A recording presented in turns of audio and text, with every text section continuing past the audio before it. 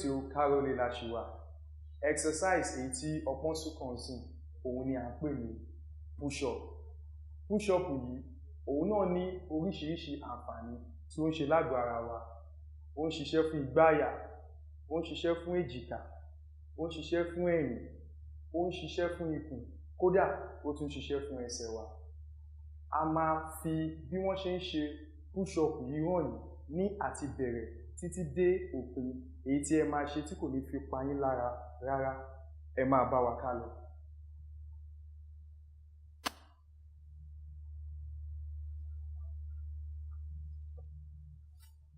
Ẹ máa wá àyè kékeré kan èyí tí ẹ lè lò láti lè fi ṣe push-up yìí. Push-up yìí tẹ́ bá fẹ́ bẹ̀rẹ̀, ọkùnrin ló lè ṣe, obìnrin ló lè ṣe. Ó wá ní èyí tí ọkùnrin ṣe, ó ní èyí tí obìnrin ṣe. Gbogbo ẹ̀ la máa là yé yín tó máa yé yín yégéyégé. A máa kọ́kọ́ bẹ̀rẹ̀ pẹ̀lú push-up titi ọkùnrin.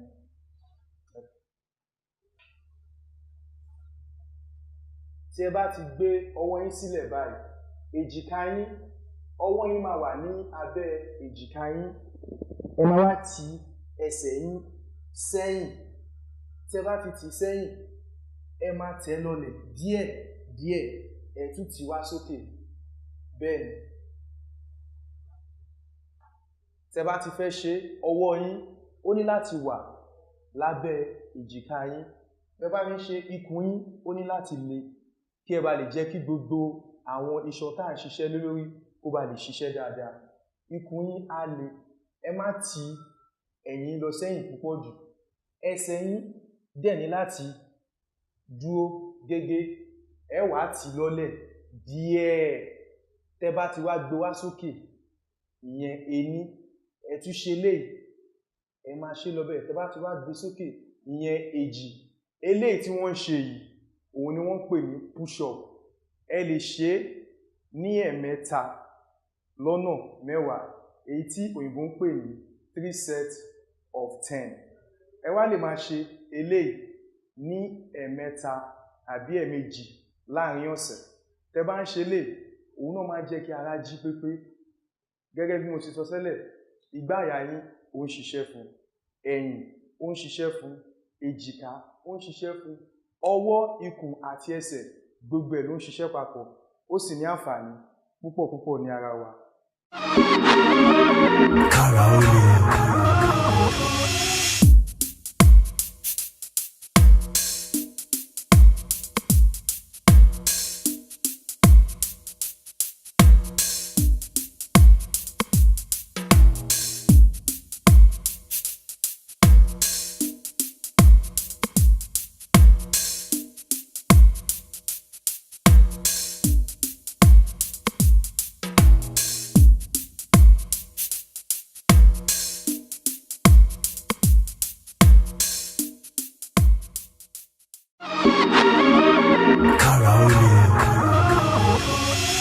Bẹ́ẹ̀ ni a ní gbàgbé èyí tí àwọn obìnrin náà lè ṣe, nítorí kò ń ṣe gbogbo obìnrin ni wọ́n lè ṣe èyí tí a ṣe yìí.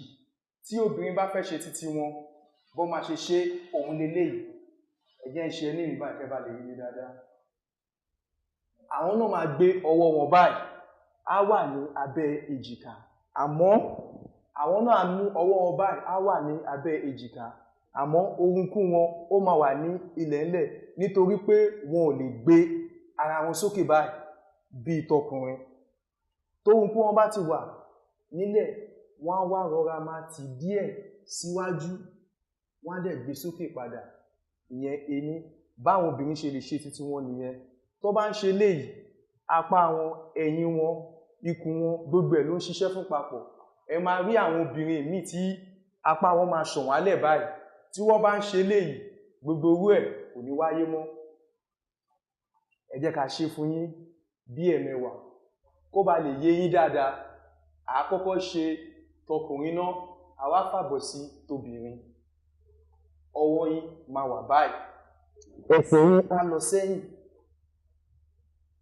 Bẹ́ẹ̀ ni, ẹ ní láti jẹ́ kí ẹ̀yìn yín kó dúró dédé, ẹsẹ̀ yín náà kó dúró dédé.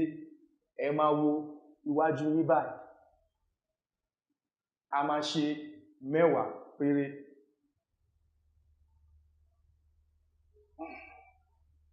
Ready? Go. Ìyẹn ní èjì, ẹ̀ta, ẹ̀rin, àrún, ẹ̀fà, èje, ẹ̀jọ, ẹ̀sán, ẹ̀wá. Bẹ́ẹ̀ ni push-up ọkùnrin òun ni a ṣe yìí. Tẹ́ bá fẹ́ ṣe eléyìí, àwọn ọkùnrin tó bá fẹ́ ṣe eléyìí, wọ́n lè ṣe eléyìí lẹ́ẹ̀mẹwàá nígbà mẹ́ta. Ìyẹn jẹ́ 3 sets of 10 bí àwọn òyìnbó ṣe máa ń pè.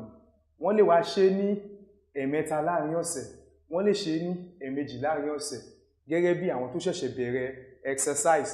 Àwọn tó bá ti wá ń ṣe exercise tipẹ́, àwọn ẹ lè ṣe ní ẹ̀mẹ́rin láàrin ọ̀sẹ̀ tàbí ẹ̀márùn láàrin ọ̀sẹ̀. Kára ó lè.